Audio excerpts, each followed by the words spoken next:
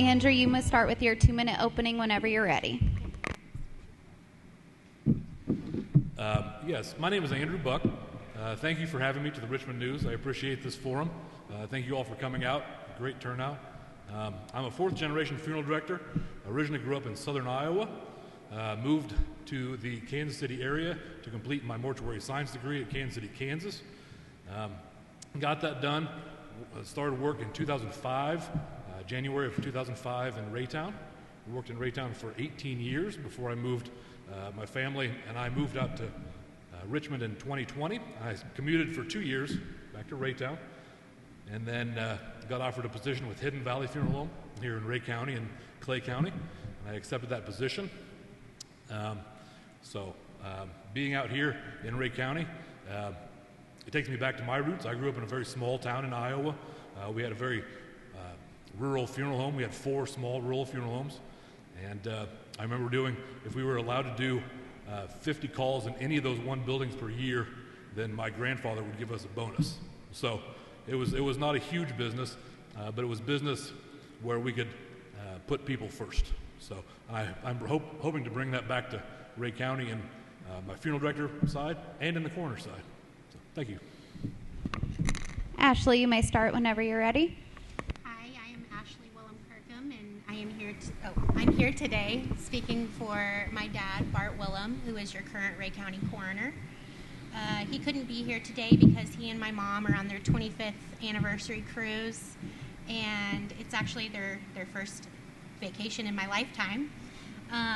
But he knew the importance of being represented here today, so I'm honored to speak on his behalf.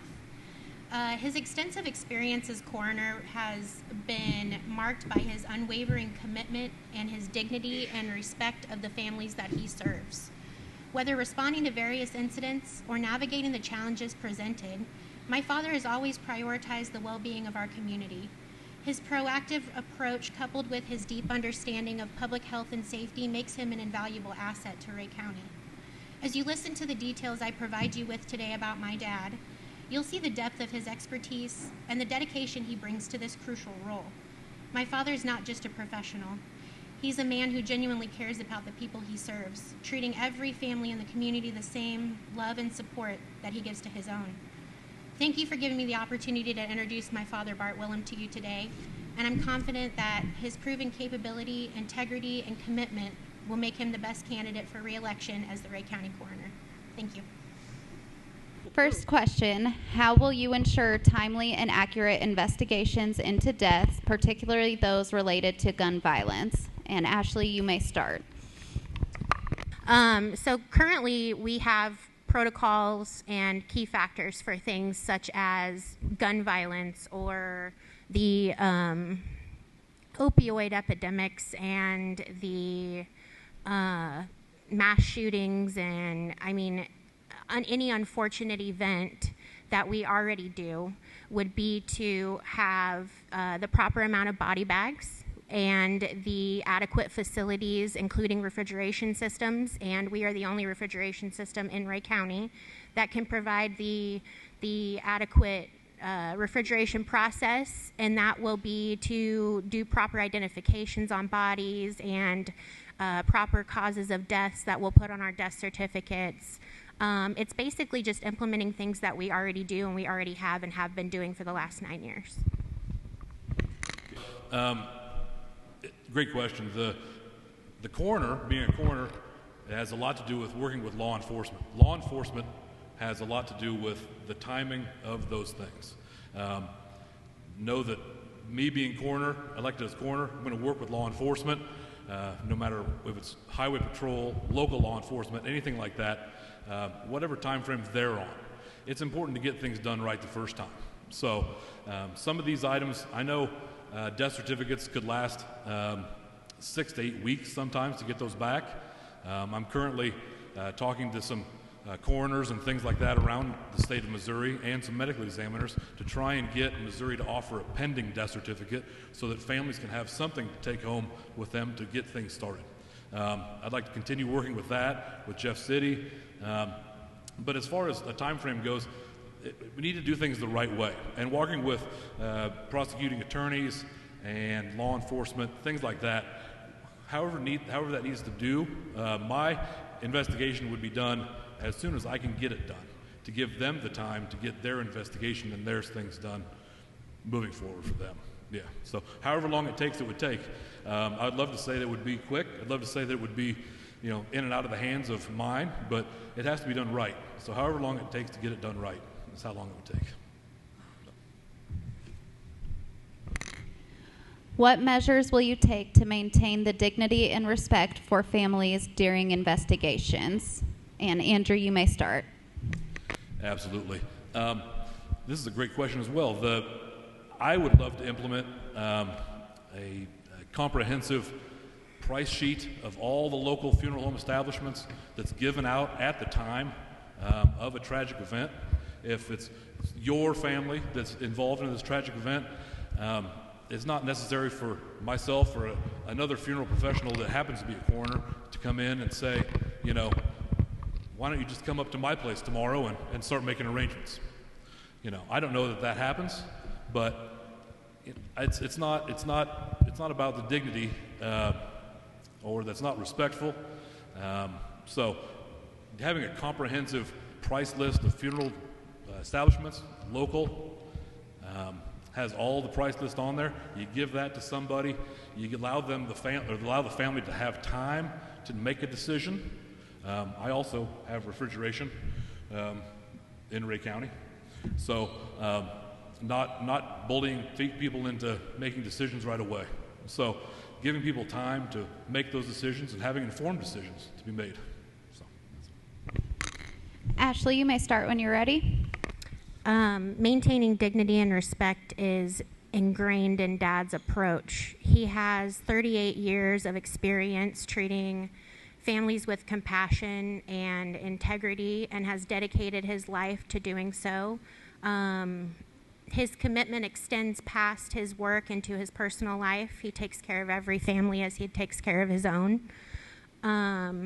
He ensures they're supported and informed throughout the investigation process, and he provides a foundation of empathy and professionalism, which is, I mean, that's the cornerstone of our service. If we're bringing funeral homes into it, we've been here for 102 years at Thurman Funeral Home, and it's unwavering commitment to these families that keeps us in business, and we thank you guys very much for your commitment to us as much as we commit to you. What is your plan to handle the possibility of increasing the number of autopsies due to the opioid crisis, mass shootings, or future pandemics? Ashley, you may start. So the opioid crisis has presented quite a few challenges for not only us, but for everyone in this community, unfortunately. We did see a major increase when the COVID pandemic was going on during 2020 and 2021. I mean, that's what our numbers show anyway.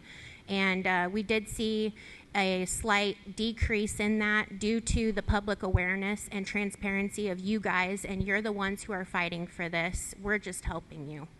As for dealing with such things and autopsies, it's actually, opioids are typically toxicology only unless otherwise specified. So in reality, we're saving you money by doing toxicologies instead of just autopsies all the time.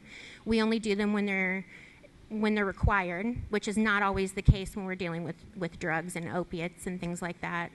So typically in that aspect, there shouldn't be more, just the same amount, as well as we're saving you with the toxicologies instead of doing full autopsies every time. So,